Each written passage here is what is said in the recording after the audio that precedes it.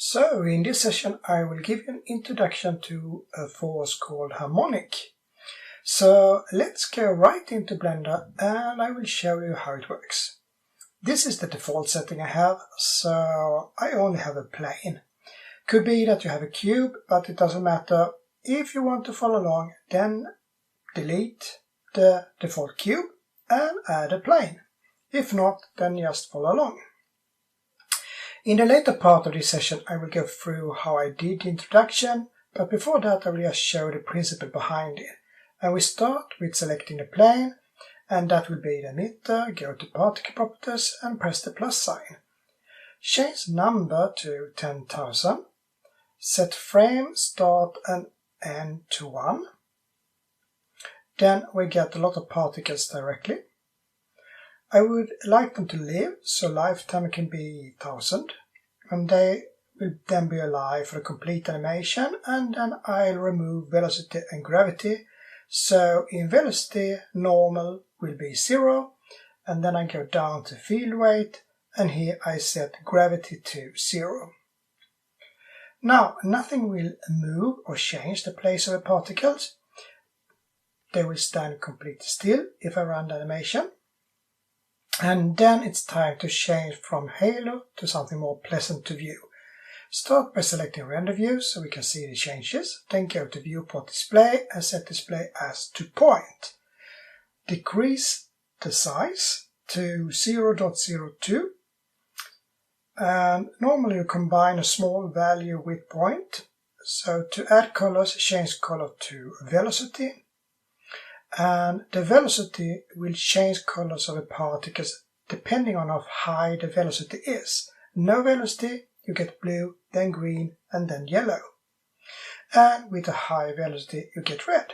Then it's easy for us to see all the movements. However, this is the viewport only, so if you render, you will not see any particles. So you can say that this is more a tool for us when working with the particles. If I now run the animation, nothing happens. Since we like forces. So time to add a force. Shift A, force field, and here you will find harmonic. Harmonic is a repetitive movement, same like when you was a kid and used to swing back and forth on the playground. Another example would be a steel spring with a weight in the end. When you pull and release the weight and it goes up and down, that is also a harmonic movement. So that is what we get here in Blender when we use this force. Once again I run the animation. You can see the particles move to the center and then they stop. Not exactly as how I described the force. And the reason the stop is easy to see in the properties. I select physics property and then there's damping. Default is 1, but that means a lot of damping. So let's try with no damping. Set it to 0 and run the animation again. And it goes to center, it goes back, and now we have a swinging movement. This will continue forever, or at least as long as the animation is ongoing. So this is a harmonic force without damping. To get it like the real world, a small amount of damping should always be there. So now I run the animation again with 0.1, and you can see that the movement slowly decreases each time it swings back, and then it finally stops. And that was the basic. Let's show the rest length now. Set damping to 1 and rest length to 0.5, and now run the animation. And now you get another type of pattern. So with rest length you set a specific distance from the center where the particle should turn the movement. So that means that we get this nice ring here. If the rest length is a bit uneven from the outer region to the center, you will get a different movement for each swing. So as you saw, I changed rest length to 0.6. And now I'll take away the damping, and I also set the end frame a bit bigger on the animation. Look at the changes. It will be different on each swing. Now I run the animation.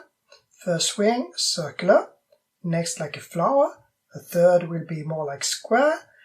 As you can see, it changes every time and it feels more alive or less harmonic. So this is the behavior. If you use rest length together with no damping. Now you have all the pieces for harmonic force. What I can say more with rest length is that it is like a circular motion, since all you set is a specific distance from the center, so after a while it looks the same as it did in the start. Now I would like to move the force a bit, so press GZ and move it here. I can also put the rest length to 0. And with this movement of the force, the center will be where the force is, meaning that the particle will travel to it. However, they will not stop there. Instead, they will travel the exact same length as they had from the emitter to the center before they turn around. So it will be a circular movement. The particles will swing up and down in a continuous movement.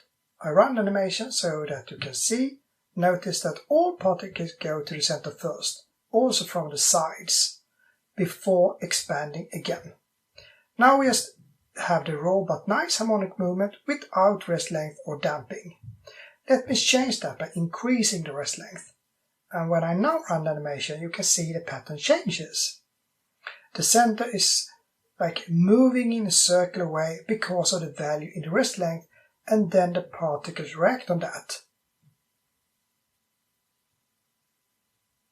However, it can create really nice result if you do it like this.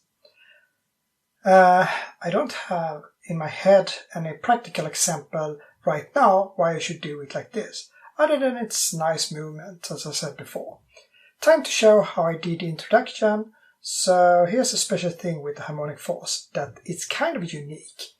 This is the only force that tries to keep the particles together in the same shape they had from the start, from the beginning. So if you take any other forces, the particles, they get scattered in all directions, but here's like one single group, and I will show you. First, reset what we have done, remove the force type harmonic and set it to none. Then I press X and delete it. If I now run the animation again, you see the old animation there. The particle must also be reset, so go to particle properties, and then you change the seed. And that will do this reset. So if I run the animation, now nothing happens. So the force is gone from the memory. What I would like to do now is to add some text. So I press Shift A and then I select text. The word will be demo, so I press Tab, Backspace to delete. And then I just write demo and back to object mode using Tab. I also move the text up, GZ, and change top view, so then you can see how it looks. Perhaps a little bit of a GX, and then GY, just to center it. And now we change the emitter. We get the best result if we have about the same size as the text. So select the emitter, press Tab, so we get it to edit mode, and scale using S. Perhaps some Y. Select top view, SX, and scale in X-axis as well, just to get it about the same. Now back to object mode with Tab, and now everything is on place, and I will just make those letters a bit more good looking. So I select them, and I go to object data properties, expand geometry, and set extrude to 0.06. Since text is a curve, I will change it to mesh. So I select the menu object, and in object, if you can find that, I will go to convert to a mesh from curve. Then it's a mesh and can be used with particles. It can even be a force. So I go to physics property, select force field, and there I select the force type harmonic. And next step is selecting shape, and you should put it to surface. We also need some strength, so put that to around 3.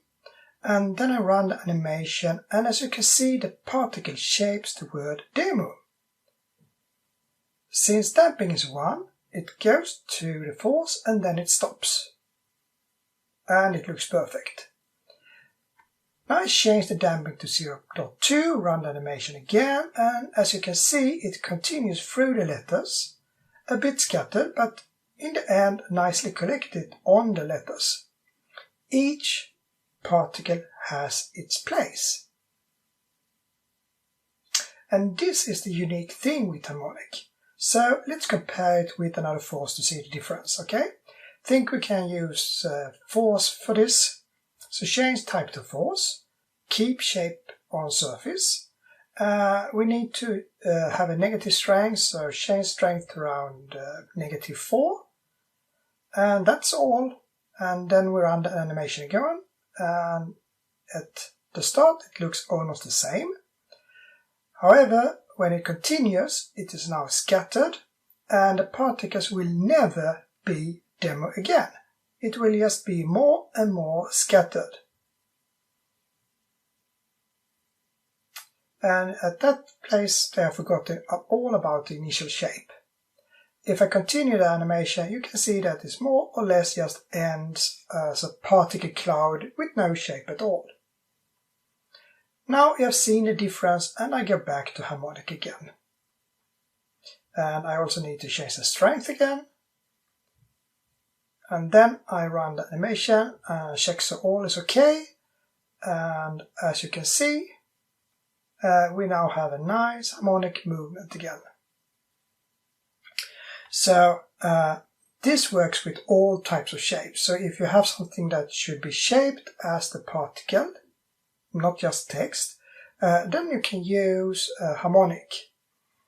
So this is how I did the introduction. I did a few more things though. I used fluid to get a good flow of the particles, and I used an emission shader to easily skip all shadows, so it looked more like fluid. You have the file in the course, so if you want to look at it, just load force_harmonic in, and there you will have everything. So for example, you can select the emitter and go to particle properties, and then you see that I used fluid. It's grey on my computer since it's baked, so I delete it. If you would like to run demo, then bake first. I suggest using this cache. After you baked, all will go fast. And I can show you one frame of render. Just move to a frame in the middle, and then I just press F12. And it's almost instant, so it's very fast to render, but as I said, you must bake it before you do it. Then all particles will work. It's no meaning for me to render all now, since you already have seen it. However, everything is there, so you can just press Ctrl F12, and then all the images will be created. Okay, so this is Harmonic Force, and I hope you find good use for it. I think it's rather easy to learn and quick to set up. It also do as expected from the beginning. So I like this force really much. So, well, then I end this session and start a new force in the next one. And I always say bye for now.